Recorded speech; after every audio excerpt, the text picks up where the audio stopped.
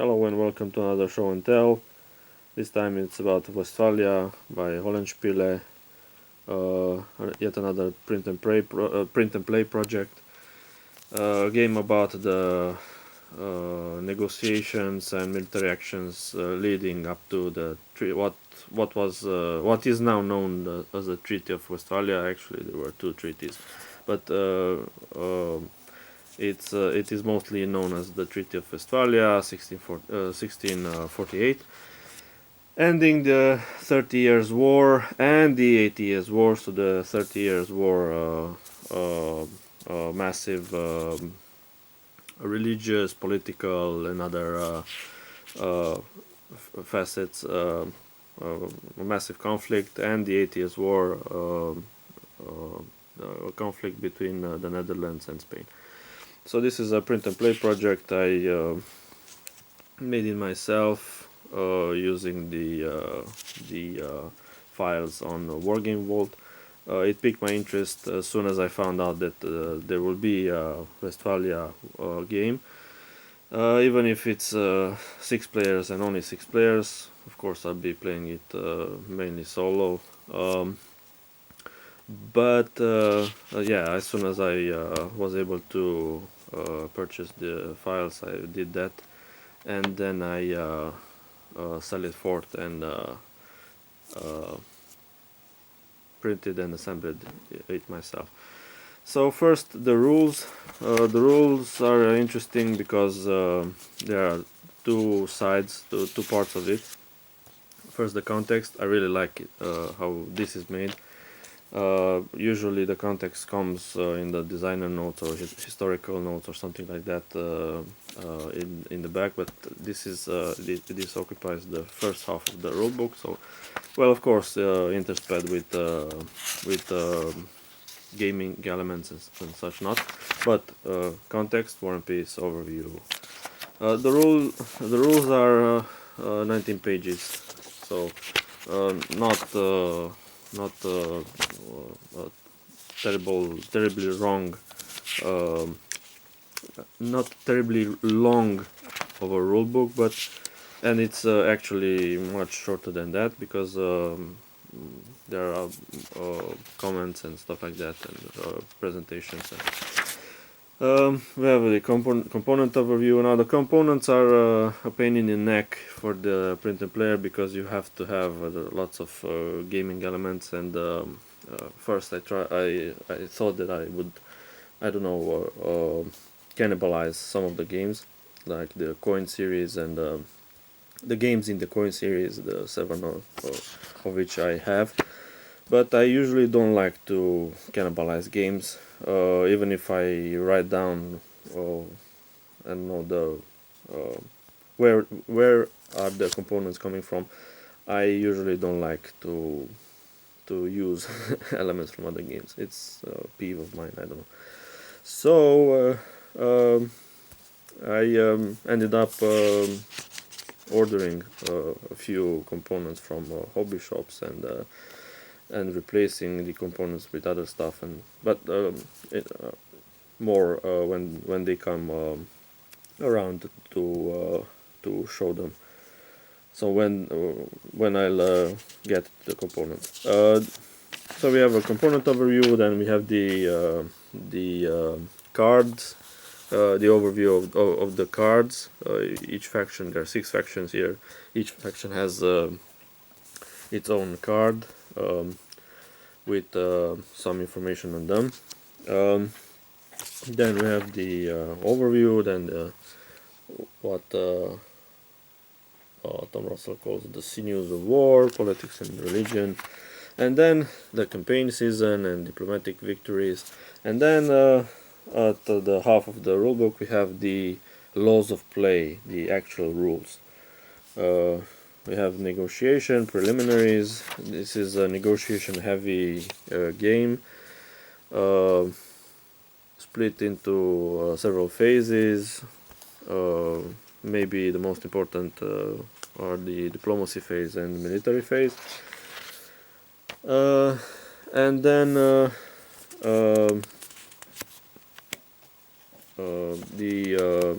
definition for victory for each of the faction, because each faction has a different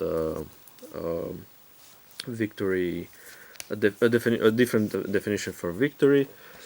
Then there is an appendix, a teaching script. So these are the actual rules. The actual rules have around 5 pages, and then there is a teaching script, some sort of first comprehensive examples of play for first-time players. A script for playing for the game for the first time.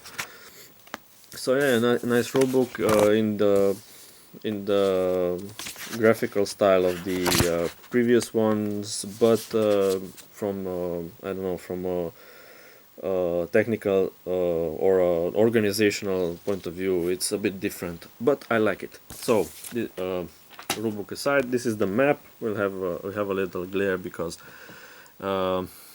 I laminated the 4 pieces. I printed them on regular paper on my printer and then laminated them. As you can see, my laminator is preparing to join the Choir Eternal, to pine for the fjords, and this is why there is this waviness. But I don't know. It's functional. It looks like a I don't know. If you squint, it's a geomorphic map of Europe, because you have mountains and valleys and stuff like that. So map of mainly Central Europe, with a bit of Western Europe, part of the Netherlands here. Regions, very nice. I really like the map. It's simple, yet it has some, I don't know, some appeal. It's somewhere between a board and a map. If one could make such a, I don't know, such a distinction. So yeah, I stuck it together with Scotch tape. Rather crude, but it's functional. I like it. Not all of it, because I wanted to be able to fold it nicely, and it really can be done. So it does fold nicely. Then we have a bunch of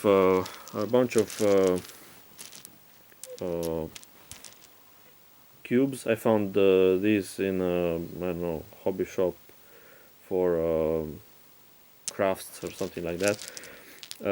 You have to have 64 cubes for the army units, which are interchangeable between the different factions, because they're mainly mercenaries and stuff like that. They're exactly 64, so you need to have 64 cubes. They have a hole in it, but I don't really care. I could have used some cubes from the coin series, or from the, I don't know, Birth of America series from Academy Games, but like I said, I don't really like to cannibalize games for fear of losing them or stuff like that. Maybe it sounds crazy, but that's just it. Then I bought some pawns, and I did the lazy man's way of coloring them. These pawns are the army, represent armies on the map. So we have Sweden, Austria, France has 2 armies. Spain, these psychedelic yellow. I couldn't. I wasn't able to get a permanent marker like these for here, like I did for these for here. So I used highlighters for these 2. They have a sort of fuzzy feel, not like these. These are more satin finish type. So there's a satin finish feeling for them, but they are functional. So the orange one is for the Dutch, and the yellow one for the Bavarians. Quite I don't know, Love Parade 98 feel for the color, but yeah, I like it. It's functional. Then I use for claims I use instead of discs or cylinders, I tend to use dice because I really have well, not for the Swedes. I had to use some Warhammer 40k dice, but they're a bit bigger than the space they stand, but not that big, so they can be used. I think they'll do okay. So again, the claims for the Swedes, for the French, for the Bavarians, for the Spanish, for the Dutch, and for the Austrians. Then we have I used the files that were in the bundle to make that markers. So in this game, the main currency is that. So you trade that, you get that, and yeah, they turned out quite nicely for my taste, at least. Label paper, matte label paper with 2mm chipboard, and then we have what is called, I believe, recatholicized markers. I haven't got yellow ones. I use the yellow ones, the dice for the Bavarians, so I use purple ones. Why? Because it's Rome, and purple is the color of some cardinals, and I say why not. And 2 dice, because you need 2 dice, so I use green ones to not to confuse them with the other dice. And then we have a bunch of cards. You have trade cards, or let's see exactly how they call. Yes, no, commerce. We have commerce cards over here.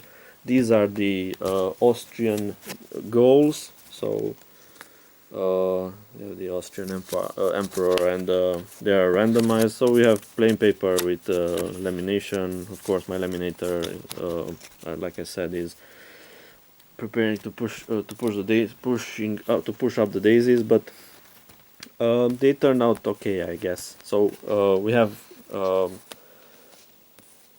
cards for each faction. Like you see, Louis XIV when he was a child. For France, 8 units. The number of units they start with, and then how much they can recruit, and the starting debt, and victory conditions, and some flavor text, and hostilities and affinities. And then on the back you have each of the 6 cards are the same. We have final scoring, and then we have what is called unrest, with liberties and tolerances going up and down on a track on the map, and various debts incurred by each. And then we have a card named tolerance adjustment, because you can adjust the track depending on what happens. And then each of the player gets something called the arrears, how much debt one gets based on prestige and the current level of debt. And then I forgot to put prestige markers, but I'll be using some dice as well. Maybe switch them for another color. From over there I have a bunch more. So yeah, interesting game. Looking forward to trying it. Thank you for watching. Goodbye.